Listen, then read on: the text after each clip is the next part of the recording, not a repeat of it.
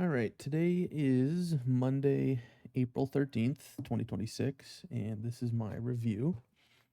Um, Today's trading session was a little volatile. I should say drill session because I was on sim paper trading today, just trying to get some good repetitions, taking my time with relearning a lot of the concepts that I was focusing on a few weeks ago because I took a break, and today was my first day back at the desk. Um, so a pretty poor performance right off the start on its face value. 37.5% win rate. Um, Average winning trade was 4.67 ticks. Average losing trade was 4.87 ticks. 9 wins, 15 losers. Um, Started the day on a really nasty losing streak. I didn't really remember what I was focusing on. I was just kind of, warming up, uh, you know, trying to warm up those muscle memory concepts. And then I regained a lot of traction later in the day, around 10 a.m. And I had a near 100% winning streak. I had 7 winning trades in a row with really good risk to reward. They were low stress trades, um, and I was really proud of my performance. Which kind of brings me to my daily report card section. And this is kind of my template for my daily report card, which I guess I'll start with what worked. What worked for me today was leaning on the most recent delta divergences. Um, in the past, we have experimented with tracking past divergences, meaning the divergences that occur over the course of a session. And I think there's a lot of confusion in that. I think it's very easy to get overwhelmed by all of the different indicators and all the different colors and all the different divergences that are printing across multiple charts. So today, what I wanted to focus on was just clean, simple divergences, the most recent divergence. And what I found was that those most recent divergences offer about 10 to 15 seconds of very good clarity because it's a volume event. And after a volume event, you can kind of tell which ways the wind is blowing, at least for the next couple seconds, which allows scalping. Very good, good expected value for scalping. The problem is, it doesn't last much longer than those 10 to 15 seconds. And B, it's very easy to get chopped up in the micro price action as well as the larger time frame price action. So to kind of supplement that, um, you need to have a very good read on what's going on with price action. I kept a 3 minute chart up next to my 3 second chart, and that helped me just kind of keep a clear eye on what was happening contextually. Um, the biggest example of things that I was trying to avoid today were fading trends. I do not want to be short in an uptrend or long in a downtrend. I do not want to be taking any breakout trades in this environment. So if we're stuck in a range, I do not want to be long at the top of the range. I want to trade into the range. And then, as well as other more nuanced um, price action events like a V flush, capitulation, um, things like that. Reclaim advantage. I wanted to make sure I had reclaim advantage on all my trades. So there's a lot of layers to this cake, but I think the frosting on this cake or the cherry on top of this cake is divergences. I think those were really good entry signals today. Um, but the next caveat about trading these divergences is microstructure. Um, at the beginning there, I was just kind of jumping into trades whenever I saw a divergence pop up on the screen, but I quickly realized that I need to instead identify the divergence and then choose an ideal area for me to get filled at using the microstructure, that micro slip range. That way, when I do get filled, I have a little bit of breathing room. The divergence is still valid. If we print a really nice divergence with a really nice context queue and good price action idea, if I'm a couple seconds late to that divergence, that doesn't matter, especially if I'm getting a better entry on it, because that divergence is still valid. That it just means that there's trapped buyers, trapped sellers, and chances are those trapped buyers or sellers are going to get squeezed, and uh, you don't get a lot out of it. I think all my winning trades were between like 3 to 6 ticks, which is good scalping environment. There were occasional areas where I could juice like a 9-10 tick winner, um, but they're much more rare, and you have to be super selective. And my average loss was about the same. It was about 4 to 6 ticks on my average loss. So that's positive expected value. I just need to make sure I don't get caught in big losers. Big losers have been a problem for me, big time in the past. So I need to make sure I'm doing a really good job of mitigating those. Always keep a stop on. If I get stopped out prematurely, it's much better psychologically than if I don't have a stop and I take a big loss, because it's really hard for me to recover from that. So you always use a stop. It's not the end of the world if I get stopped out prematurely. Um, Better safe than sorry. Essentially, it's mitigating my risk. So, um, what didn't work today? I think the biggest problem that I had early on in the session, um, I was just trying to absorb too much at once. There was a lot going on with all the different indicators that I had on my chart. I kind of had to clean some of that up early in the session. Um, I was trying to leverage my way into really big positions, into really big moves, and that was just not working for me today. Scalping was kind of the name of the game, as far as I'm concerned, and that's the kind of trader I want to be. I think I am naturally um, risk seeking, but also risk adverse in that sense, where scalping just kind of makes sense for me.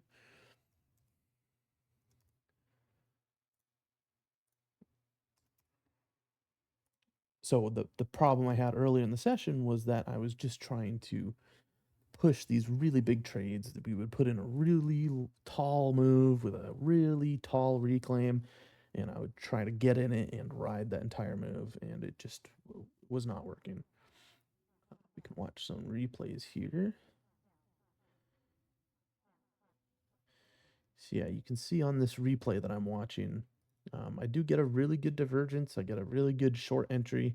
I get probably 4 or 5 ticks in my favor, but then it just comes right back against me. I'm not taking them off quick enough. If we look at the next one,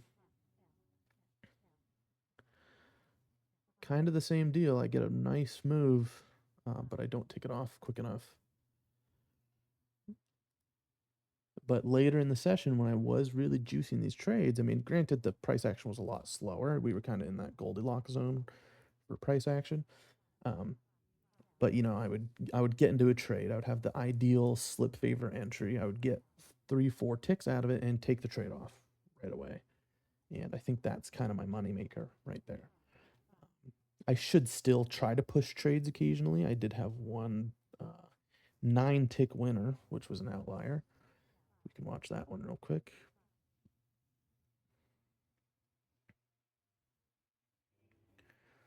Yeah, so I get a really nice slip entry on this one. I'm with the trend. We kind of have a breakout set up because we're trading into high of day.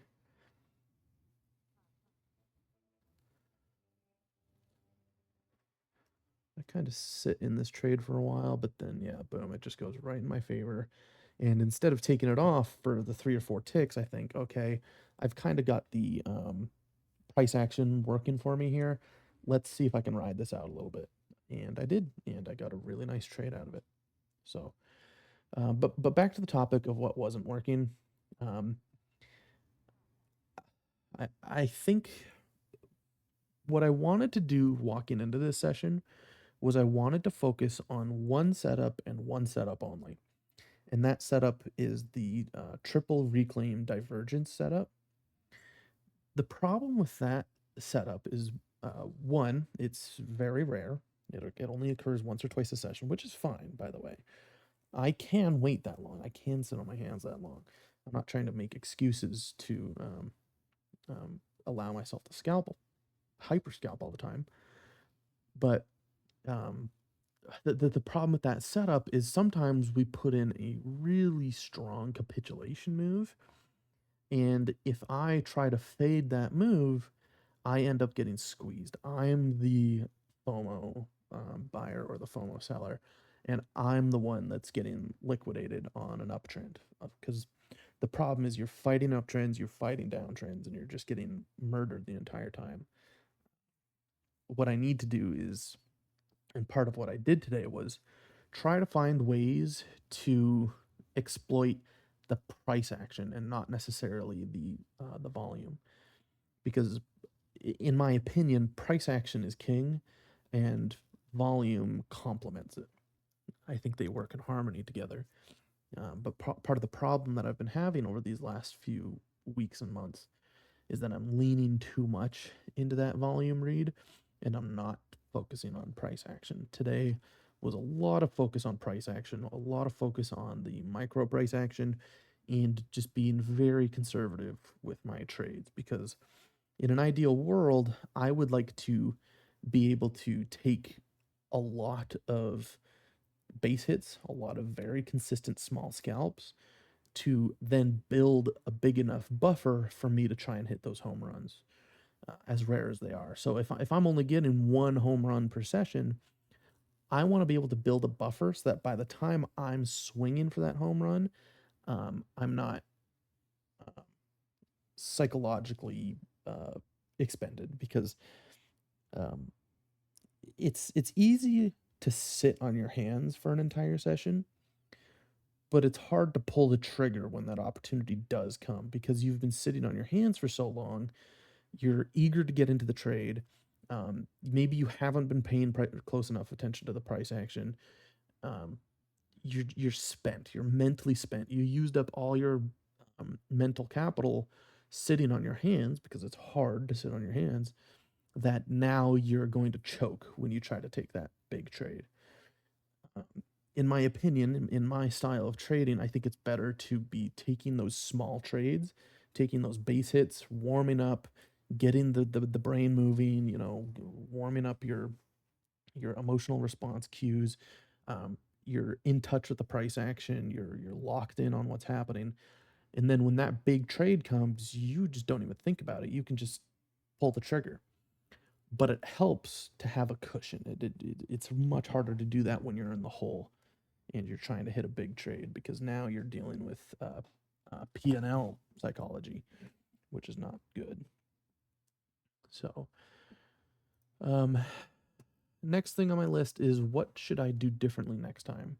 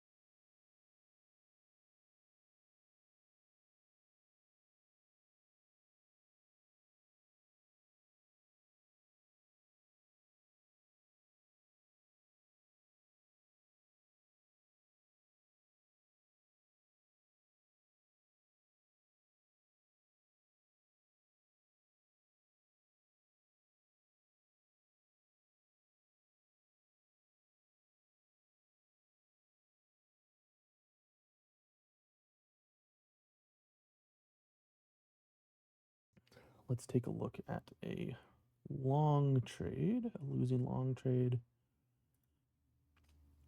There's one here. Let's go ahead and watch it.